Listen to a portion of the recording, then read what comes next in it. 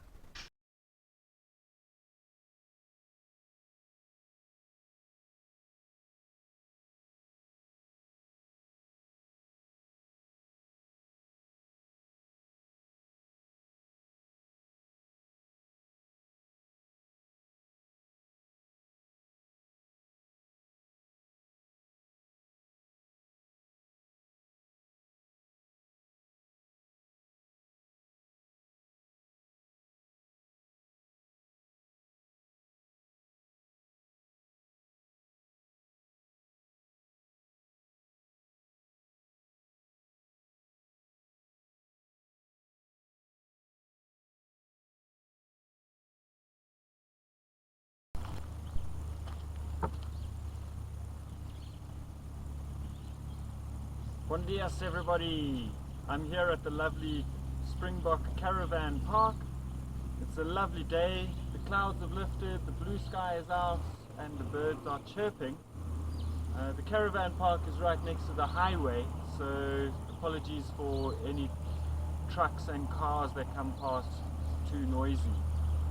So in this video I'd like to explain what I do to stay warm at night on those really cold nights. The first thing to do is follow our principles, starting off with be aware. There are a few things to be aware of. First of all is what's the prevailing weather is like, obviously. That has a big impact. Be aware of yourself, and then also being aware of safety factors. So if we start off with the weather, pretty simple stuff, breaking it down. What season are you? What are the prevailing weather conditions in that season, and then also specifically on that day, what weather conditions do you expect that night? We all have access to technology. I have a look at my phone to predict what the weather will be. Temperature and the wind, if it's available, the humidity or precipitation, what it's going to be like. Be aware of what conditions you're going to be facing. The next one is be aware of yourself. What physical condition are you in? How healthy are you? How much have you eaten that day? Just be aware what just yourself. Also your own skill levels and experience. You don't want to put yourself in a position that you can't handle. So know what you're able to do, what you're capable of. Also for yourself is being aware of your own tolerance to the cold. I think I have a fairly high tolerance to the cold, but that's something to be wary of. You don't want to be overconfident in sleeping in cold weather nights, extreme cold weather nights in South African terms. And then thirdly is safety. Is be aware of your nearest help that you can get if needs be. It's a controlled situation. You are the one that's putting yourself into the cold nights with your gear. It's not a survival situation, and you don't want it to become a survival situation. So if you need to get help, know where to get it. Often I don't camp too far from a road. I can get help from passing traffic. I'm also camping less than 100 kilometers from a town. That's an hour's drive away if needs be. So be aware of all of these factors.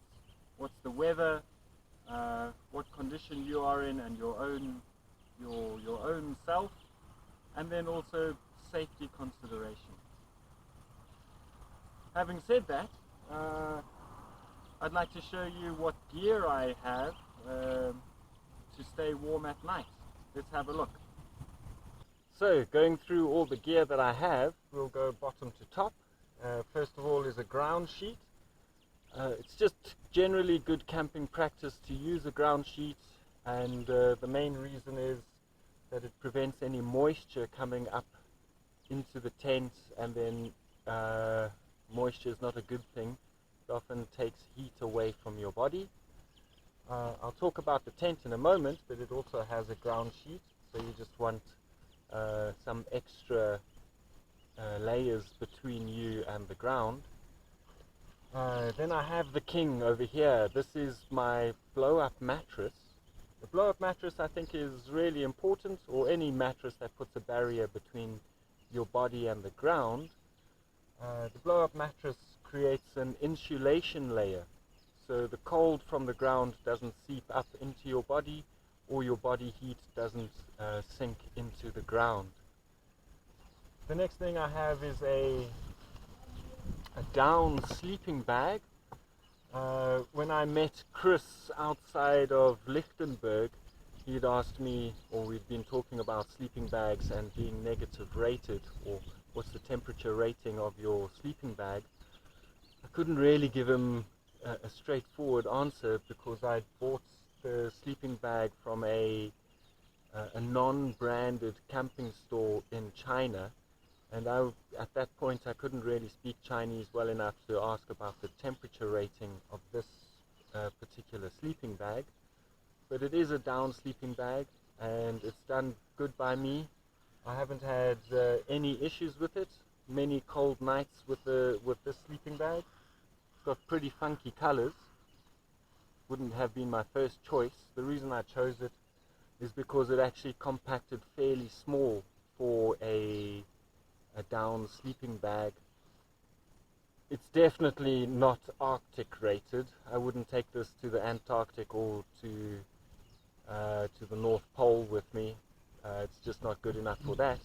But for my purposes over here, I'm more than happy with it.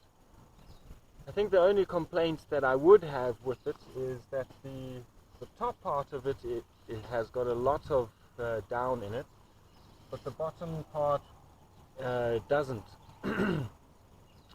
So then if you twist and turn in the night, your bum might get a little bit cold. So you have to learn to turn in the bag rather than turning the bag with you. Quite fun. It's also a what we call a mummy sleeping bag. So it's wider in the top and it tapers down to the bottom. One thing that saves space, but also it hugs closer to your body, so it retains more heat. So then I also have an inner for the sleeping bag. You get inside this first and then into the sleeping bag.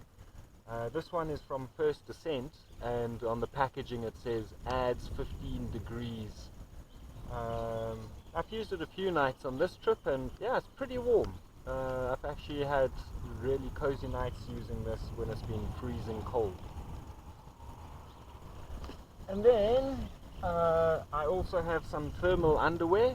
I've actually got two sets of thermal underwear, long sleeve vest and long johns, so I'm not afraid to use them.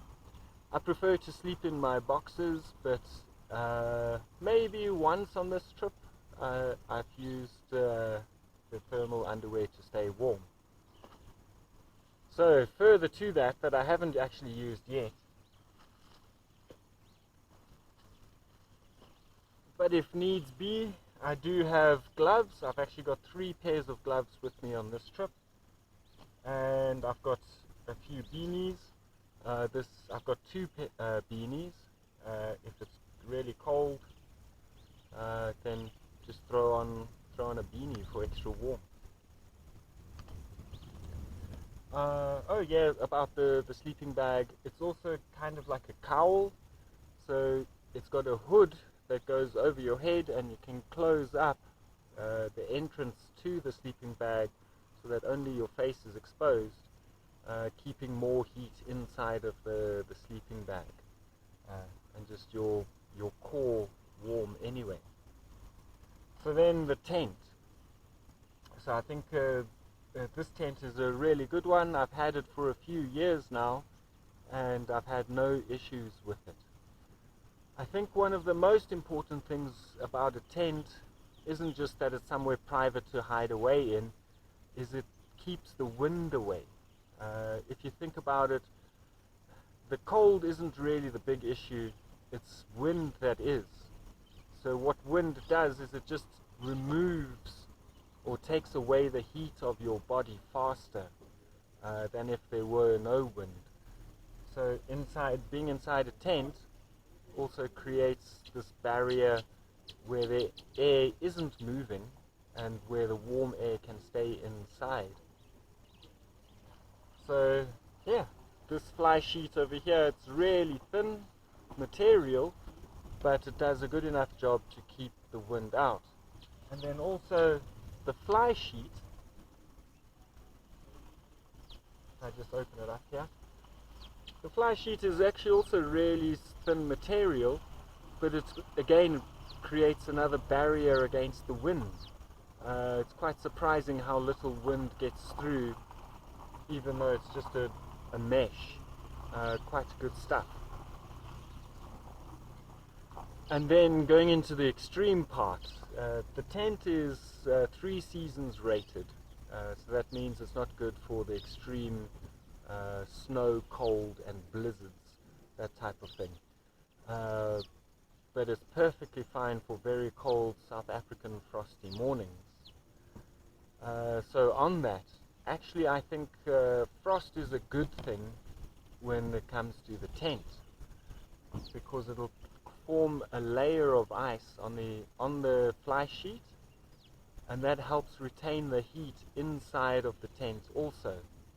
So if you think about it, the Inuits in the Arctic Circle, or explorers, people going up there, they create igloos or igloo type structures. Those are made of ice, but they're really warm inside. So what's happening is the radiation is being reflected back in, and also the heat is being retained by the ice. Even if the outside is frosty, it's still helping to keep the cold weather or the warm inside of the tent. So another piece of equipment that I have is a digital thermometer. I think a normal thermometer would actually be better, but I've only had access to this digital one when I left home. Right now the temperature is 12.7 degrees. I like this digital one because comes with an app, and you can record the temperature through the night over time. It's a fun thing to have, but I think it's also an important tool because then you can keep a record of the extreme temperatures that you've stayed in, so that you can always know the limits of your equipment and yourself and your skills. The coldest that I've slept in so far on this trip is minus 4.6 degrees Celsius, and I was comfortable that night. I didn't have any issues, and yeah, I woke up toasty in the morning. So I hope that makes sense to everyone. The equipment that I have for staying warm on really cold nights, I expect I can go a few more degrees before having to get more extreme equipment.